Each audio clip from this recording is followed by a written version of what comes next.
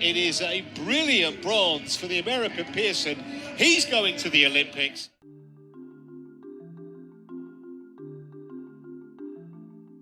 We are just a few days away from the 2022 World Triathlon Championship finals, but before we turn our attentions to those all-important world title deciders in Abu Dhabi, we caught up with Morgan Pearson in Chile at the last World Cup of 2022 at his hotel room in Vina del Mar. Yeah, first race all year, and I think first World Triathlon race in over a year too. Like I raced Abu Dhabi last year, but that was November 6th or something. That's a good start. Straight into housekeeping. With housekeeping held off, we got into the ins and outs of what Morgan learned from his Tokyo experience, get his take on everything that has happened on the blue carpet in 2022, and hear how he has coped with a full year sidelined through injury. Vina del Mar may not have been the result he would have wanted, but the fifth fastest run split of the day proved that there was much to be built on heading to the season's last dance. Plus, we have a $100 voucher for the World Triathlon stall to give away today. Question from Morgan coming up at the end of the show on that. Here's a clue. Now on with the episode. It's hard because like some days I wish I had better fashion, and then other days I'm really happy I don't care about it. So today on the World Triathlon podcast, we welcome the USA's Morgan Pearson. Back on his first start line of the year in Vina del Mar, Chile, Morgan has endured an injury-hit 2022 that has tested his patience, but never his commitment to returning to the World Triathlon front line. A USA Mixed Relay Olympic silver medalist in Tokyo, his rise to medal on the biggest stage in the sport was fast, and it is to there that he will be looking to return on the Paris 2024 qualification period as it continues. So Morgan, welcome to the World Triathlon podcast. thank you, I appreciate it. Appreciate being able to do this in person. First one we've done in person, so this is all quite new, and we're in your room. Yeah. Thanks for tidying up. Yeah, I mean I appreciate you coming over. We're not even at the race hotel, so I know it's a little walk, but yeah, it's nice. I feel like these are better in person anyways. So, yeah, Vina del Mar, here we are. Your first start in a very long time. Yeah, first race all year, and I think first World Triathlon race in over a year too. Like I raced Abu Dhabi last year, but that was November 6th or something. So back, feeling in the groove. Must be a nice feeling to be back on the road.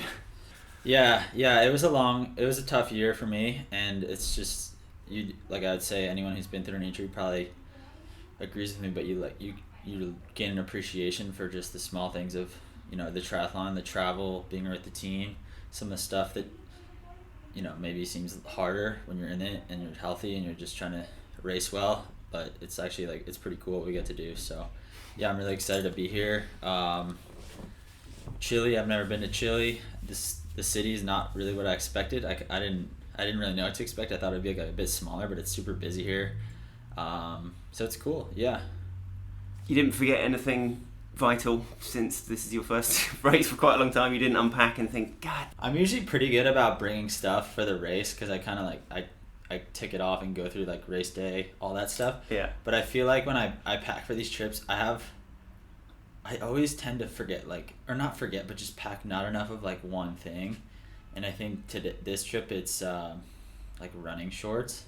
I tend to be oh, I have enough shirts, I have enough bikes, bibs and jerseys, and then there's just one thing. Sometimes it's socks. I don't bring enough socks, so I'm running a little bit. I've had to rewear running shorts, and it's kind of gross, but here we are. It is what it is. Yeah.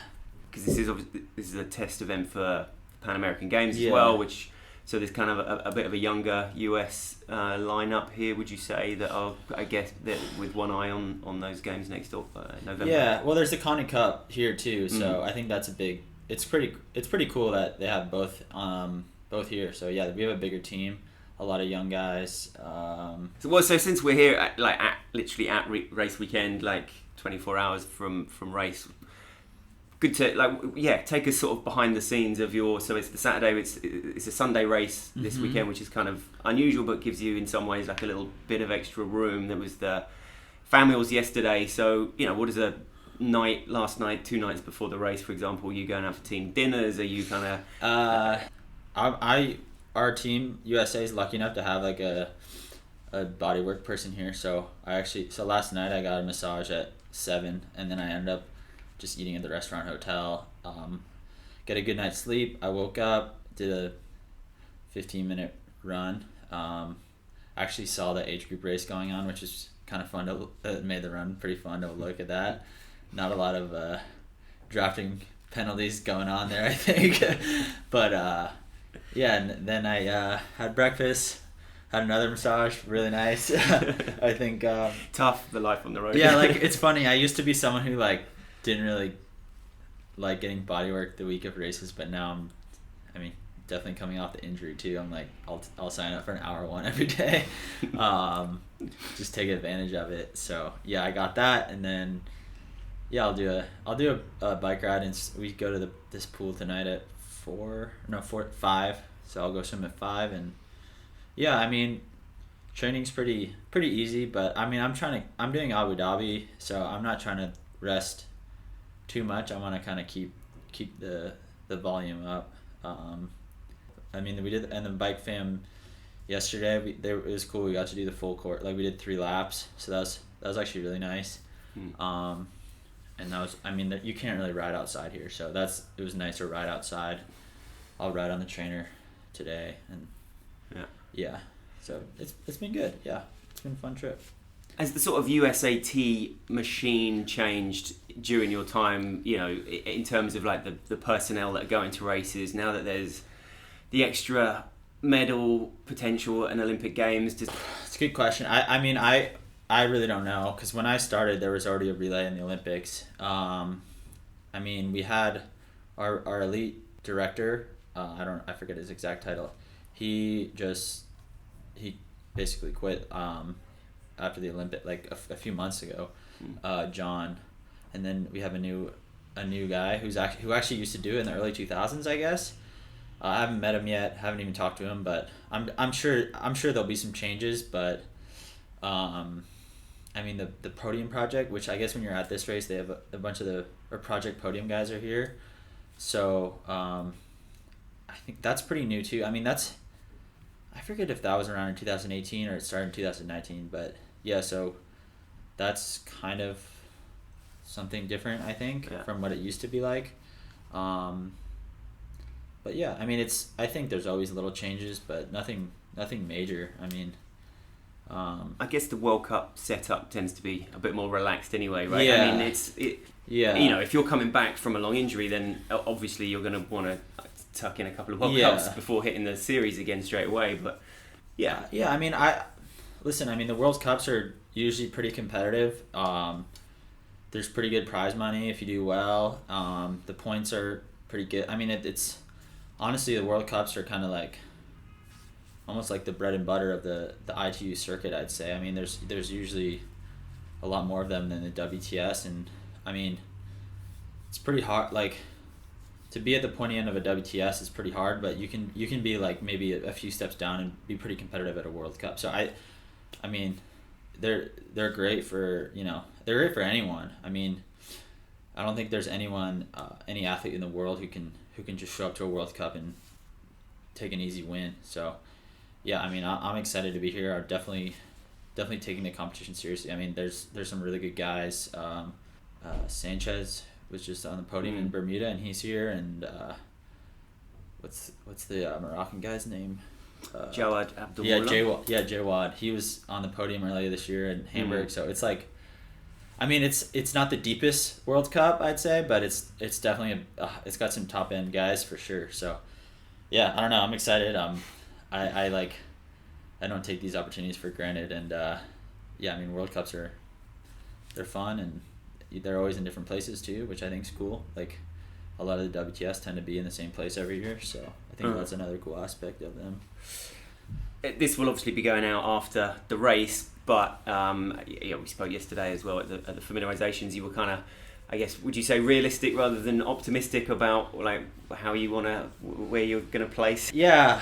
I mean, I don't know.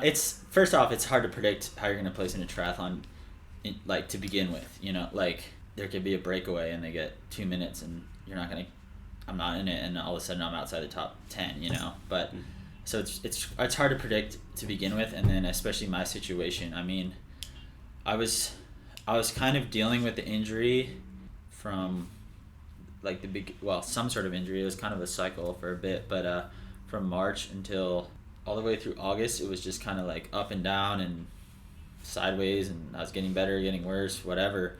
And then in August, I kind of just like really shut down and got some good help with my injury, but as a result, I kind of took most of August off.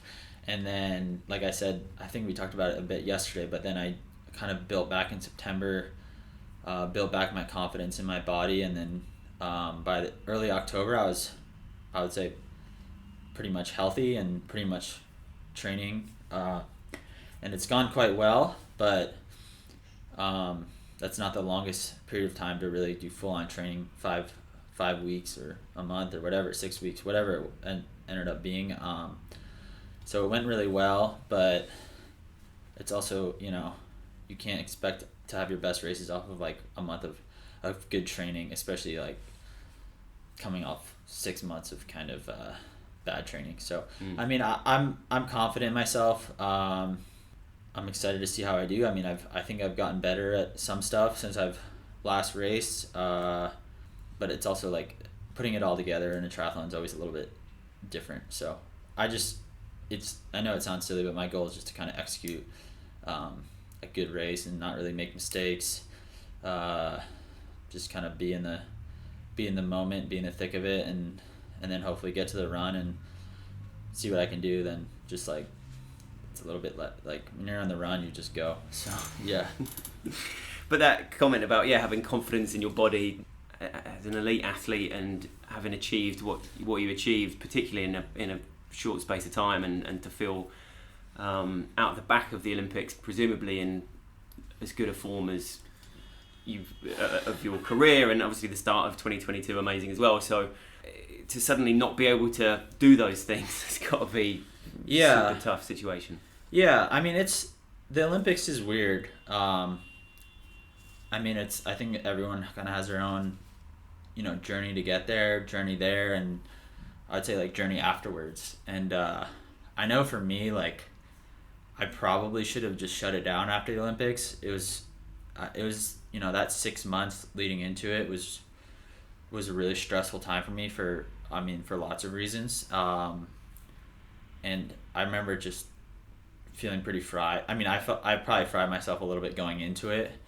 As in the amount of pressure you were putting on yourself, or like various circumstances? Yeah, I mean, but like both. Like, I'll just be honest.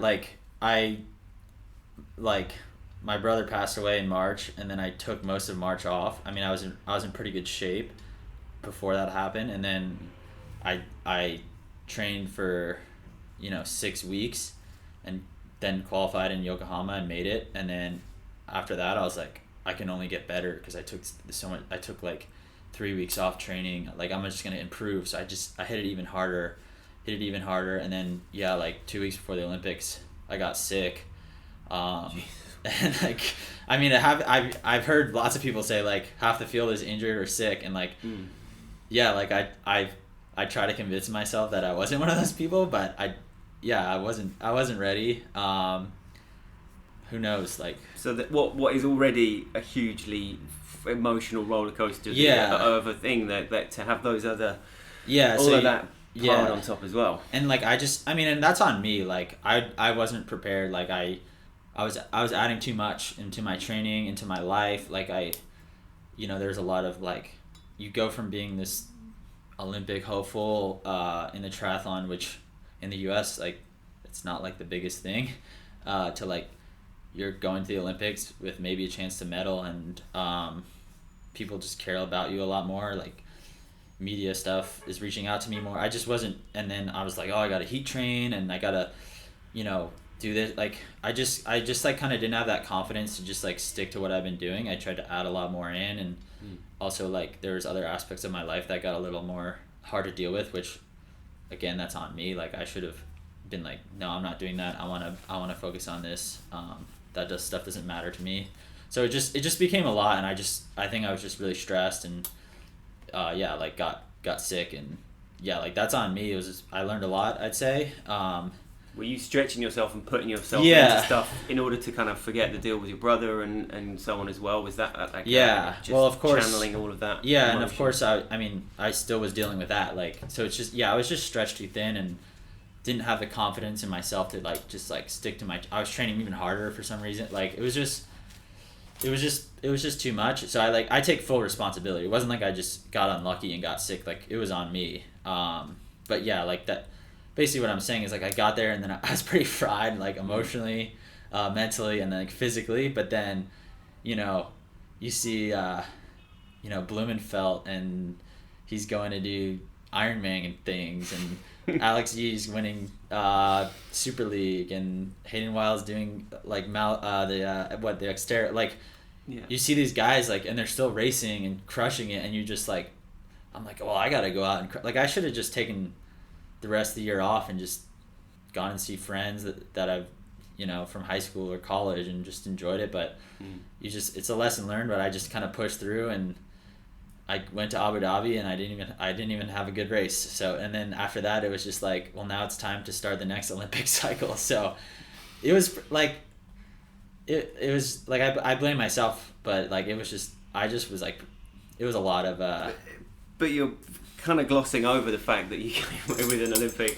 relay medal here, and like we're absolute like force in that race as well. Oh, for sure. No, I mean, listen, like I would much rather, I'm so happy, like that medal is everything, and like I'd much rather have whatever I got 45th in the individual and then a second in the relay than like 2 5ths or 2 4ths even. Like it's the Olympics, like the medal is what matters. So like, and I have that for the rest of my life. So yeah, absolutely. But in many ways that even added to like the stress of it all. And I don't know. I think my body this year just forced me to shut down and chill out for a bit. And because you said like it wasn't like a major injury that you were having to get either surgery or not. It was niggly things that kept kind of coming one after another, was it? Yeah, I mean, just to get into it, like the first injury I had was I actually was doing like a running race, because I mean the season was starting pretty late, right? Yeah. Started May, so. Yeah, so the season didn't start till May. So I went and did the US 15K champs, and I hurt my I basically walked it in because I hurt my hamstring. It wasn't even that bad. I like tweaked it. But then of course I just was like coming back too fast from that, and then I hurt my left Achilles like flared up, which is an injury I've kind of dealt with in the past. And so that flared up, and the next month that was kind of the time of what was the first WTS? Was it Yokohama? Yeah. Yeah, so that was kind of around Yokohama, and I was maybe, I can probably do that one and it was like, and then I just remember this one day I did this, it was like my third workout back, and the left Achilles like flared up again, and then that kind of was just that was just kind of it for the next 4 months. Like that Achilles didn't really get better at all. I tried all different stuff. I wish I could have figured it out a little quicker, because I probably could have gotten over it quicker, but it's hard to find the right people, I guess. So yeah, who have been the people around you that have helped you, and that ultimately, whether it might have been your decision or someone else, not decision, but idea to just August, right, let's go, let's kind of cut that out. I got an MRI on my Achilles, and the doctor basically said like to wear a boot for 3 weeks. It was actually this guy in Austin, Texas, named Dr. Noah Moose, who he works with a bunch of track athletes. He works with normal, lots of different people, but I was connected.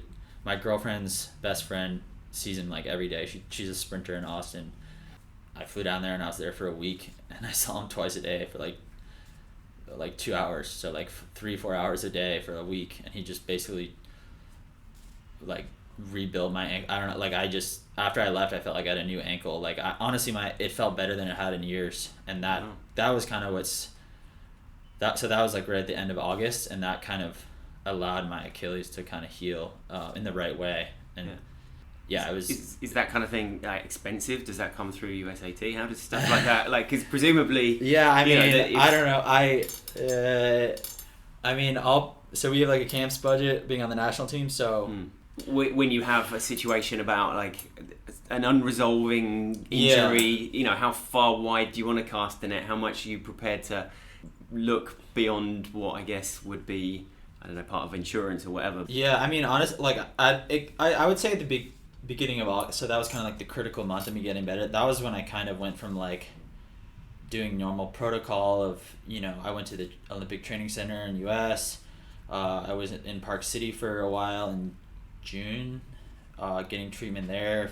At a certain point, you just kind of start throwing eggs against the wall or whatever, you know, you just kind of hope for something. And I am happy that I didn't have to get surgery, and I kind of sorted out in like a therapeutic way, and not some,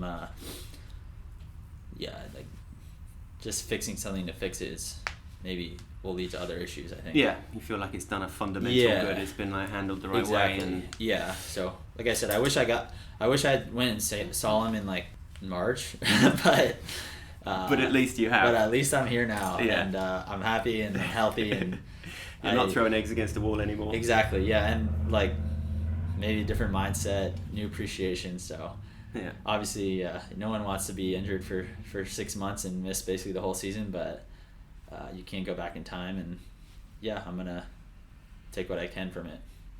Were you and Matt McElroy sort of bouncing off each other a little bit, because he's obviously gone through quite an extended period and forced out as well? And I know. Yeah, for sure. I mean, he was just a good friend. Like, he was more worried about me like mentally than anything. Like, which was really, you know, I really appreciated it. And I mean, obviously he'd been through it. So, but we're also we're close friends. And he just.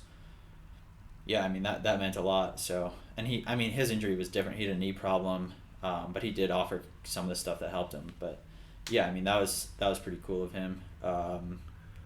You know, were you kind of keeping an eye on what was going on through the season, and like, you know, the sub 7, the Ironman Kona, like the WTCS has been crazy, and how much? Well, like, it's funny. I was thinking about that maybe yesterday. That I would say right at the beginning of the injury, I was still kind of like hopeful, and I was still watching the races and paying attention. And then I'd say like the middle, I didn't even watch races. I was just kind of, I don't want to say like depressed, but I was just like, it didn't excite me to like watch the races, and I was just like kind of down on it. So I kind of maybe stayed away from watching the races. And then I would say in the past 2 months, when things started to come around, I've been a lot more into watching the races. I watched Italy, I watched Bermuda, watched the Ironman World Champs. I mean, I don't know who watched the whole thing, but you kind of check in throughout the day, and the 70.3, same thing. So yeah, it's been cool. Some really good performances. And I'm interested to see how I can do versus those guys. I mean, I'm racing Abu Dhabi, and yeah, everyone's there. It's gonna be a hard race, so we'll see. Got an inkling? Come on, I've got to ask you since we're here. Yeah. You know, Alex Yee versus Hayden Wild, Georgia Taylor Brown versus Flora Duffy, most likely for the time. I mean, obviously, Leo Berger, Hella Haynes, anything can happen. But have you, if your instinct on who's going to take those titles?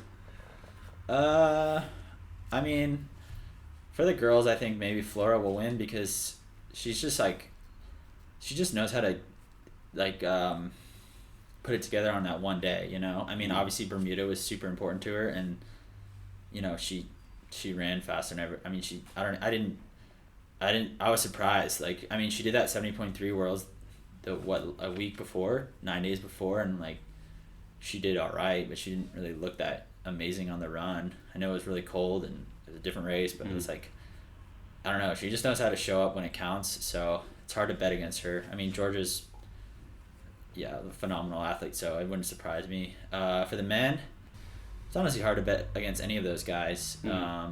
If Alex had won Bermuda, or even like maybe got second and ran up to Vince, I'd probably be pretty confident in his ability to beat Hayden, but I don't know. Hayden's pretty good, and like Alex looked fired up after Bermuda, though. He was sort of saying, you know, it obviously didn't go quite to plan, but it sounds like he's just like, right, get me on that start line in Abu Dhabi. I want to put that right. Yeah, I mean, I think Abu Dhabi is going to be a great. It seems like everyone's back now. You the Norwegian guys, and Vince is obviously just had a great race, and it wasn't Jellegin's injured for a while, so like I guess Martin Van Riel's kind of out of it for the season, but yeah, it'll definitely be like a very competitive race, and I don't know. I mean, I'll be in it, so I don't really want to like put guesses on who's gonna do well. But has it given you a different perspective watching it, knowing that you've having this like extended period out? Have you kind of been thinking about anything about the sport from a distance? Like for one, like you lose a lot of confidence when you go through it's hard for me to be like, oh, like I'd be beating those guys, like just being fully honest, like it's impressive what they're doing, and like I've beaten those guys and they've beaten me and whatever, like obviously they're on top right now, and I don't know what my world ranking is, like 200 or something, but yeah, it's hard for me to be like super confident in myself from that point of view, but there's also a part of me that knows how hard it is to stay on top. I mean, I don't mean to insult anyone, but like I think of someone like Mario Mola, who when I started the sport in 2018 was like won basically he was like winning or top 3 in every WTS, and then like fast forward to 2020 and he's not really a huge factor in the races, and like I know he's got his own story to tell and all that stuff, but it's really hard to stay on top for a long time. So like, for example, like the Olympics last year was like Christian, Alex Yee, and Hayden, and like those guys might seem like they're all gonna medal again, but like I would say there's a very, very low % chance that that's the exact same podium. Yeah. So it's like a lot's gonna change in the next couple of years, and that's just kind of what I'm telling I have to kind of remind myself. And I mean, what Hayden has done on the bike this year is really impressive. I mean, I think we all already knew he was a super strong biker, but some of the stuff he's done this year, I remember actually, I guess it was last year's Super League. He closed the gap. It was a pretty big gap, and he like closed it, and he wasn't even like in his shoes on the bike, and I was like, this is how, like that was. Or Montreal this year when his chain came off. Yeah, I mean they slowed down a lot. Yeah. So, but like I just remember being like, wow, like that's. So you think they did slow down and let him, and why? Why?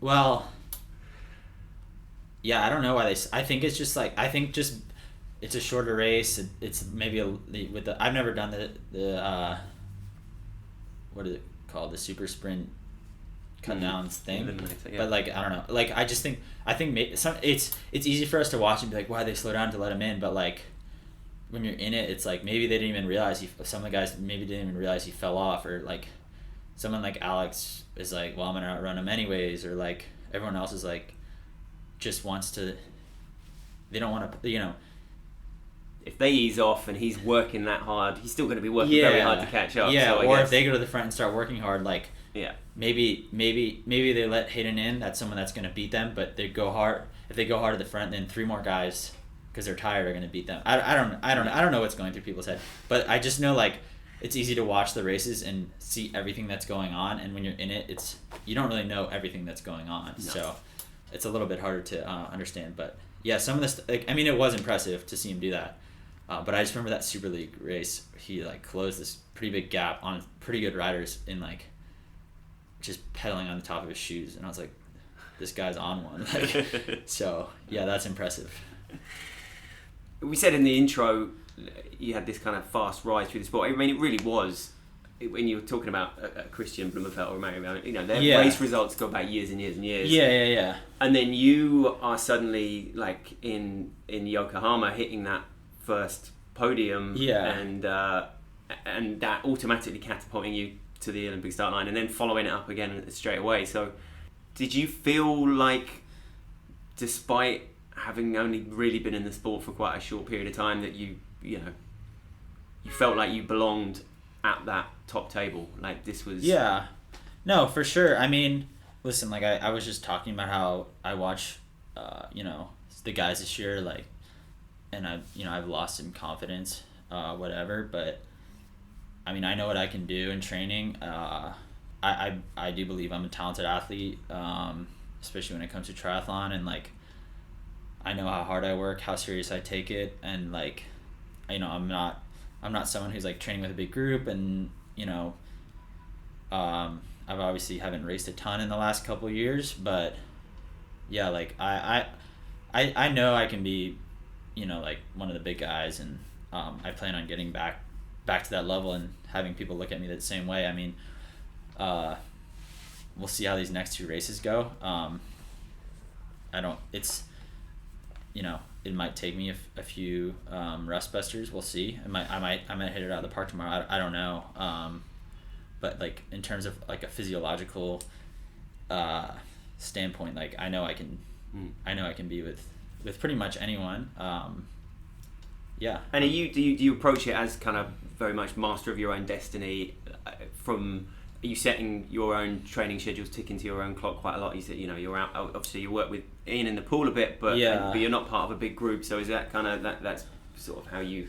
Yeah, I mean, for me, it's pretty simple. Like, it's just how can I be the best athlete I can be? I mean, and for like, how can I be the best swimmer I can be? How can I be the best runner I can be? How, you know, I try not to overcomplicate it. I think it is easy to like overcomplicate the sport a little bit, but you know, but I also try to approach it from like a, you know, a logical standpoint. You know, I'm not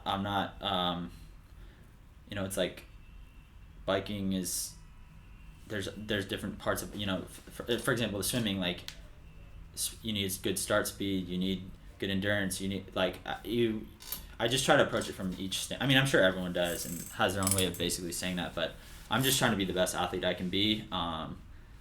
Sometimes that means I jump in the pool with some other swimmers and some other triathletes. Sometimes that means like, you know, I do a 4-hour bike ride on the trainer by myself, even when it's like 60 degrees out and sunny. Like I enjoy it, and